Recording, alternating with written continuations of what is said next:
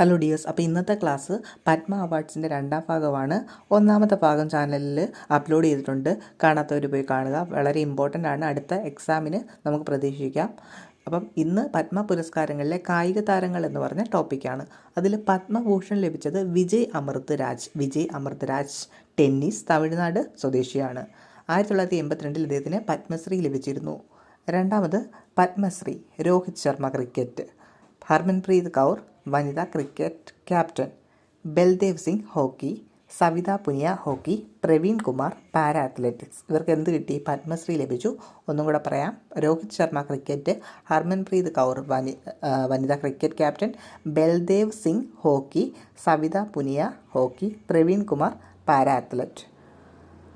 അതുപോലെ തന്നെ Vladimir must വിരിഷ് Willy എന്നാണ്. വ്ളാദിമർ മെസ്റ്റ് വിരിഷ് വില്ലി ഇന്ത്യൻ ഗുസ്തി കോച്ച്, ജോർജിയക്കാരനാണ് കേട്ടോ. വ്ളാദിമർ ഇന്ത്യൻ ഗുസ്തി കോച്ചാണ്, ജോർജിയ. അപ്പം ഇതാണ് പത്മ പുരസ്കാരങ്ങൾ ലഭിച്ച കായിക താരങ്ങൾ. ഇമ്പോർട്ടൻ്റ് ആണ്, പഠിക്കുക.